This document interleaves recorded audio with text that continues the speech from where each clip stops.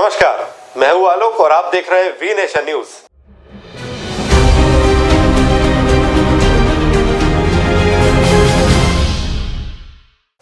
दिसंबर 1885 यानी कि कांग्रेस का स्थापना दिवस दिन के 12 बजे मुंबई का गोकुलदास तेजपाल संस्कृत कॉलेज कांग्रेस जनों से खचाखच भरा हुआ था। अंग्रेज अधिकारी एलन ऑक्टेवियम ह्यूम ने व्योमेश चंद बनर्जी के सभापतित्व का प्रस्ताव रखा और एस सुब्रमण्यम अय्यर और काशीनाथ ने उनका समर्थन भी किया। इस तरह कांग्रेस का जन्म हुआ और साथ ही पहला अधिवेशन भी संपन्न हो पाया। कांग्रेस ने इस अधिवेशन में अपना उद्देश्य सुनिश्चित किया कि वो देशवासियों के बीच जाति संप्रदाय तथा प्रांतीय पक्षपातों की भावना को दूर कर उसमें राष्ट्रीय एकता की भावना कर संचार करेंगे। इस अधिवेशन में कुल 9 प्रस्ताव पारित हुए और सभी का सरोकार देश व समाज के कल्याण से जुड़ा था। समय के साथ कांग्रेस की प्रासंगिकता बढ़ती गई और देश का जनमानस उनके साथ जुड़ता गया। कांग्रेस के नेतृत्व में ही आजादी की लड़ाई लड़ी गई, देश स्वतंत्र हुआ। आजादी के तत्काल बाद ही गांधी जी ने कांग्रेस को भंग करने की सलाह दी। उनका तर्क था कांग्रेस की स्थापना का उद्देश्य आजादी हासिल करना और वो लक्ष्य पूरा हुआ।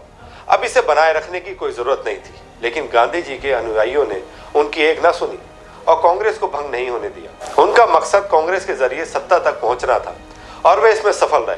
यानी जिस कांग्रेस संगठन के तले आजादी की जंग लड़ी गई वो सत्ता का सोपान बन गई। कांग्रेस के प्रति आमजन की असीम श्रद्धा ने कांग्रेस पार्टी को दीर्घ काल तक सत्ता में बनाए रखा। दुर्भाग्यपूर्ण ये कि आजादी के बाद कांग्रेस का मूल चरित्र बदल गया, लेकिन कांग्रेस के नेताओं द्वारा अब भी नई मुनादी पीटी जाती है कि मौजूदा कांग्रेस गांधी की ही कांग्रेस है। कांग्रेस के सफर तक नजर दौड़ाएं तो 1947 से लेकर 1964 तक देश की बागडोर पंडित जवाहरलाल नेहरू के हाथ में रही। निसंदेह एक महान राजनेता थे। उन्होंने देश की प्रगति में अहम योगदान दिया। उन्होंने भारत की आर्थिक समृद्धि के लिए पंचवर्षीय योजनाएं बनाई, सिंचाई के उचित प्रबंध के लिए बहुउद्देशीय परियोजनाओं का शुभारंभ भी किया। इन योजनाओं को आधुनिक भारत का तीर्थ कहा जाता है। रोजगार सृजन और तरक्की के लिए कल कारखानों की स्थापना की, निर्गुणता और पंचशील जैसे सिद्धांतों का पालन कर विश्व बंधुत्व एवं विश्व शांति का एक सूत्र दिया। मार्शल टीटो और अब्दुल कमाल नासिर के साथ मिलकर एशिया और अफ्रीका में उपनिवेशवाद के खात्मे के लिए एक गुटनिरपेक्ष आंदोलन की जमीन भी तैयार की, लेकिन उनसे कुछ भूलें भी हुई जिसका खामियाजा देश को आज तक भुगतना पड़ रहा है। राजगोपालाचारी ने लिखा है कि निसंदेह बेहतर होता कि यदि नेहरू को विदेश मंत्री और सरदार पटेल को प्रधानमंत्री बनाया जाता, तब भारत में कश्मीर, तिब्बत, चीन और अन्य विवादों की कोई समस्या नहीं रहती। 1964 में पंडित नेहरू के निधन के बाद कांग्रेस का शिराजा बिखरने लगा। उनका मूल कारण यह रहा कि जिस कांग्रेस ने देश को जागृत किया, आजादी से पूर्व जिस कांग्रेस को अखिल भारतीय चरित्र में संपूर्ण जाति, धर्म और पंथ का प्रतिनिधित्व समाहित था, वो वंशवाद में विलीन होकर रह गया। इंदिरा गांधी की प्रधानमंत्री बनी और उनके चापलूसों ने कांग्रेस की परिभाषा ही बदल दी। कांग्रेस मायने इंदिरा और इंदिरा मायने कांग्रेस हो गया। उसका घातक परिणाम ये हुआ कि इंदिरा गांधी की सरकार ने देश में आपातकाल थोप दिया, सत्ता के भूते संविधान और न्याय भावना को मसल दिया। आपातकाल का कारण 12 जून 1975 का इलाहाबाद का उच्च न्यायालय का फैसला था, जिससे न्यायमूर्ति जगमोहन लाल सिन्हा ने श्रीमती इंदिरा गांधी के रायबरेली चुनाव को यह कहकर रद्द कर दिया था कि चुनाव भ्रष्ट तरीके से जीता गया।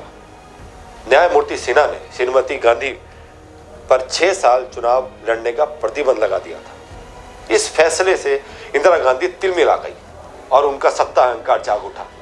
उनके सामने 2 रास्ते बचे, एक या तो न्यायालय के फैसले का सम्मान करते हुए अपने पद से इस्तीफा दें या संविधान का ही गला घोट दें।